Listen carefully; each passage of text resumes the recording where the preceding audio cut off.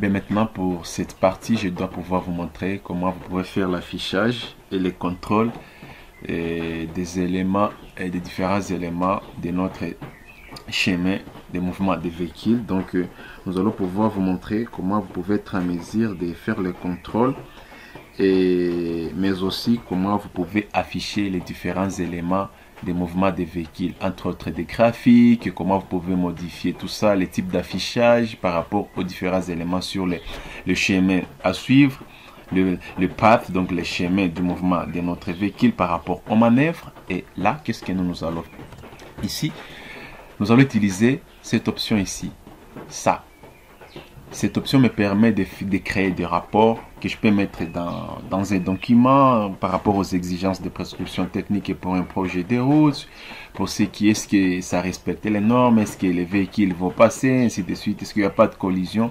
Et maintenant ici, cet outil te donne la possibilité de faire des impressions, d'imprimer tous ces éléments, de sélectionner l'élément que tu veux peut-être représenter, et sur un projet, tu veux afficher ça. Mais il joue aussi un autre rôle.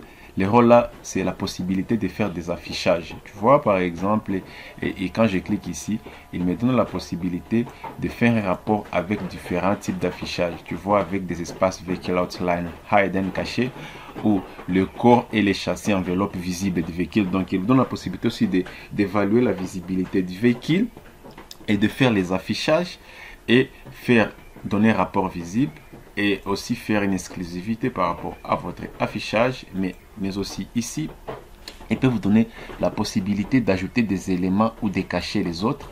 Par exemple, pour ce qui est des châssis, tu vois les châssis, c'est ça l'enveloppe des châssis pour notre véhicule, et là moi j'ai la possibilité de modifier la couleur. Tu vois, par exemple, pour ce qui est de la couleur avant, je peux mettre par exemple le jaune, et l'inverse, ça va rester comme ça. Et là, qu'est-ce que moi je vais faire? Je vais juste cliquer terminer, et non, et vous allez voir, tu vois, directement ça change. Le même exemple, je peux le faire ainsi de là aussi.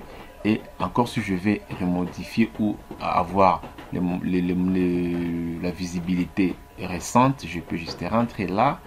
Et pour ce qui est des châssis, qu'est-ce que moi je vais faire? Je vais juste mettre la couleur rouge et je dois terminer, non, et ça va reprendre sa forme. Et puis mêmement, je peux aller ici voir les différents types d'ajout de visibilité. Par exemple, si je vais afficher les châssis, et si je vais peut-être afficher d'autres éléments ici, changer de direction, tout, pour donner plus de sens à mon dessin ou à ma représentation graphique. Si je vais afficher la visibilité, je vais afficher la visibilité et par rapport au chemin de mes véhicules, donc les distances de vision, donc les distances off sight, donc et par rapport au trajet et donc les distances de visibilité de mon véhicule par rapport au type de chaussée, il va vous afficher ça. Mais aussi, si je peux afficher les symboles à suivre, je vais afficher l'animation, ainsi de suite. Et je clique et annuler. Autre chose, c'est par rapport au type d'affichage. Par exemple, je prends ça, je vais juste, non, sorry. Et voilà, je vais juste aller là, je vais créer un nouveau projet, je fais ça, je procède, et par exemple, c'est ça mon trajet du véhicule, c'est ça le path analysis de mon véhicule. Ici, par rapport à l'affichage, je peux aller là, et ici, je vais juste afficher par exemple le corps du véhicule qui sera affiché avec des hachures, tu vois. Et là, je vais juste aller là, je mets ça et je clique ici, non, et voilà, tu vois, et voilà, ça me donne des possibilités. Tu vois, ici c'est avec les hachures, bien que avec les hachures, mais aussi ça me donne la visibilité, la distance de vision. Donc quelqu'un qui est ici, à partir de là, dans un véhicule, il a la possibilité de voir un véhicule qui vient de là par rapport à l'angle de courbure. Maintenant, si par exemple l'angle que j'ai choisi ne respecte pas les standards, je peux me modifier, mais directement le logiciel avec cette option te donne la possibilité directement d'évaluer l'impact de l'angle de roulement, donc l'impact de l'angle de courbure sur votre chaussée. Tu vois, et là, ça va t'afficher ça. Et toi, qu'est-ce que tu vas faire? Tu n'as qu'à juste faire et modifier ça et voir comment le reste va être. Nous allons voir ça quand on va faire l'animation et ou la simulation. Ça, c'est un. Et les deux, tu vois, là, le véhicule ici, il est là, en train de se promener. Et là, les faisceaux là que tu vois, les spectres que tu es en train de voir ici, ce sont les spectres de visibilité du véhicule par rapport à l'angle des courbures de la forme de notre chaussée. C'est ça notre chaussée et nous allons faire des virages ainsi. Directement, lui, quand le véhicule est ici, par rapport à la distance de visibilité, lorsque j'arrive ici, j'ai la possibilité de voir un véhicule qui vient de là. Et puis maintenant, moi, je roule. Lorsque j'arrive ici, j'ai la possibilité aussi de voir le véhicule qui vient de là. De la même manière que lorsque je quitte ici, je peux voir un véhicule qui vient dans ces virages ici. Cela me permet de savoir comment je peux réduire la vitesse et la vitesse de mon véhicule lorsque la vitesse donc la vitesse de référence de mon véhicule pour ce qui est des parcours. Et là, cela va éviter aussi les accidents. Tu vois, par exemple, quand on est dans des courbures, si on est on roule à des grandes vitesses et quand on ne sait pas qu'il y a un véhicule qui vient encore là-bas, ça crée toujours des accidents. Alors, ces angles de courbure et le logiciel te donne d'évaluer des similars après avoir fait la conception de votre route. Si c'est ça le tracé en plan du profil de notre route, et là, maintenant, ça vous donne de voir la visibilité. Et s'il y aura des interférences, et il va simuler ça et voir, non, vous pouvez soit ajouter ou diminuer l'angle ou augmenter les rayons de courbure. Après ça, il y a ça aussi. Je suis ici, j'ai ces véhicules, non, j'ai ces tracés ici. Donc, voilà les schémas de parcours du mouvement de mon véhicule. Il va partir comme ça, arriver là, il va faire des manœuvres arrière pour venir se poser ici. Maintenant, je peux peut-être ajouter d'autres informations relatives.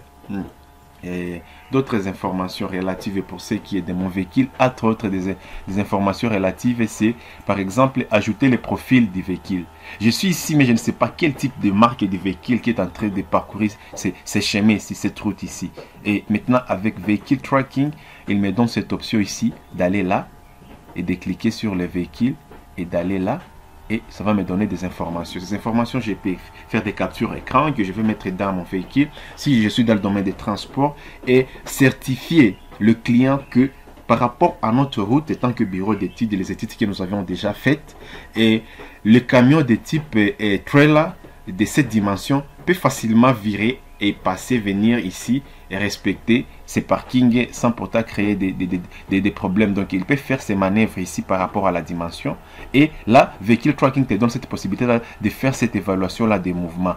Et là, après avoir fait cette analyse, maintenant la décision devient à vous. Est-ce qu'il faut augmenter? Est-ce qu'il faut diminuer? Est-ce qu'il faut faire? Est-ce qu'il ne faut pas faire? Est-ce qu'il faut augmenter les dimensions des parkings ou la surface? Ainsi de suite. Mais tout ça ne vient pas au hasard. Ça vient d'abord des études et d'évaluation que vous allez faire à l'aide de ces logiciels ici qui est très sophistiqué. Autre chose, ça va vous donner les profils. Ça va vous donner les graphiques. Tu vois ici, je vais cliquer là. Et le graphique, c'est où? Là-bas. Je clique sur mon trajet et là-bas, ça me donne les graphiques. Tu vois, là, c'est le graphique de mon véhicule. Tu vois ici, je peux les redimensionner. Ouais. Je peux faire les redimensionnements de mon graphique. De la même manière, je peux faire ça. Ouais. Je peux faire des rotations et ainsi de suite. Vous pouvez faire beaucoup de choses avec. Et vous pouvez aussi augmenter. Vous pouvez les déplacer. Vous pouvez faire ça. Et bien d'autres. Maintenant, ici, je vais simplement m'expliquer là. Pour être plus bref, ici, c'est un graphique. Ces graphiques ici, elle me donne d'abord l'angle. Et il me donne l'angle de direction de mon véhicule pour ce qui est des bords le corps du véhicule, de l'ensemble des véhicules. C'est ça, storing angle. Donc, il me donne l'angle minimum et maximal des mouvements de mon véhicule. L'angle pour ce qui est des directions, à gauche, à droite. Et le rouge ici, c'est spine to spine. Donc, c'est l'angle de l'articulation de mon véhicule par rapport au trajet et par rapport aux différentes manœuvres qu'il a fait. Et là, il me donne des pourcentages max, les pourcentages 1000. Si par rapport aux exigences, c'est ce qui devrait être. Maintenant, c'est à vous de voir comment faire des modifications. Dans les vidéos précédentes, je vous ai montré comment vous pouvez modifier votre trajet, votre chemin de parcours et comment vous pouvez changer des manœuvres, diminuer, ainsi de suite, faire beaucoup de modifications ici. Et à chaque fois que vous allez faire des modifications ici, cela va avoir un impact sur la variation des graphiques. Le rouge ici, c'est le châssis. Donc, le châssis, il est là. Et nous, l'articulation, c'est par rapport au châssis du véhicule, donc le roulement du véhicule qui est là. Ça, c'est pour l'articulation du mouvement des véhicules et ça, c'est pour la direction du mouvement des véhicules. Autre chose que vous aimeriez savoir, c'est par rapport à la simulation. Tu vois, par exemple, ce mouvement ici. Maintenant, je peux faire une simulation préliminaire, donc pré-simulation, donc prédéfinition des mouvements des véhicules manuellement. Comment je peux faire ça? Si je dois aller ici, voilà, là, cet onglet ici, place outline, voilà, je clique là. Quand je clique là, tu vois directement, ça me montre comment mon véhicule va rouler. Ça va quitter ici les trails là de cette dimension, ça va passer comme ça. Vous voyez, il n'y aura pas par rapport à l'angle des virages, tu vois, il n'y aura pas de problème. Je vire ici, je vais là, je vais là. Arriver ici, si je vais déposer quelque chose ici, maintenant, je peux rentrer là où je vais parquer. Je vais faire des manœuvres. Par exemple, moi, je devrais parquer ici. Je ne peux pas venir directement parquer en arrière directement. Ça ne sera pas possible. Il faut d'abord que je fasse ces manœuvres ici avant. Et puis, je vais maintenant rentrer par derrière, comme ça. Tu vois, je vais là, je rentre par derrière pour arriver là-bas. Tu vois, le véhicule me donne ça. Maintenant, je peux ajouter d'autres informations. Par exemple, je peux ajouter les châssis. Tu vois, quand j'ajoute les châssis, tu vois, il y a des informations qui s'ajoutent, tu vois. Et aussi, je peux ajouter la visibilité. Quand j'ajoute la visibilité, vous allez voir, mon véhicule va quitter ici. Si il y a, c'est sur ce parking ici, si il y a l'autre véhicule qui vient là, directement, moi, je vais klaxonner et le véhicule qui va là, ils vont réduire la vitesse pour me permettre moi aussi de passer, tu vois. La distance de visibilité me donne la possibilité de voir, de prévenir les incohérences, les accidents qui peuvent être avant ou les véhicules qui sont là. À partir de là, je peux voir les véhicules qui viennent là et là, ça va me permettre de voir comment je vais faire les manœuvres pour pouvoir faire les passages à l'autre véhicule. Et là, c'est ça, la puissance de ce logiciel ici. Et voilà, arrivé là, je vais rentrer ici et puis je vais faire le mouvement encore derrière. Et voilà, ça c'est les outils très importants que je vous ai montré. Tout ça, vous pouvez faire des affichages. Et puis par après, qu'est-ce que vous pouvez faire? Après avoir tenu compte de tout ça, de voir la distance des visions, tu vois, plus je monte, plus la vision est en train de diminuer, ainsi de suite. Enfin, plus que je suis là, plus que tu vois. Et voilà. Maintenant, autre chose, c'est que je peux faire, j'ai déjà les profils de mon... Et j'ai aussi ça. Qu'est-ce que je peux faire? Par exemple, je peux imprimer ça. Pour imprimer ça, c'est très simple. Il suffit seulement d'aller là. Et des plots. Quand j'ai cliqué sur plot, je peux terminer. Et là. Et je vais aller là. Je peux cliquer sur plot. Je peux aller sur suivant, ainsi de suite. Vous allez voir. Arrivé là, j'annule. Et je peux imprimer ici. Et là, je peux sélectionner juste... Et je peux sélectionner ma fenêtre sur laquelle je vais imprimer. Par exemple, j'ai besoin d'avoir ces informations ici. Et là, maintenant, je peux les centrer. Je sélectionne le PDF que je vais imprimer. Et pouf, je vais lancer mon impression. Et ça va vous afficher les informations que vous voulez mettre dans votre rapport. Maintenant, la prochaine vidéo, je vais maintenant vous montrer, après avoir fait toutes ces analyses préliminaires, après avoir fait tous ces affichages ici, maintenant, comment maintenant vous pouvez faire l'animation de votre mouvement des véhicules. Et ce qui est le plus important dedans, c'est ça. Nous allons vous montrer toutes les possibilités, tous les paramètres possibles à faire pour pouvoir faire votre simulation et évaluation du mouvement de votre véhicule. Quant à moi, je vous dis merci et on se retrouve à une autre session.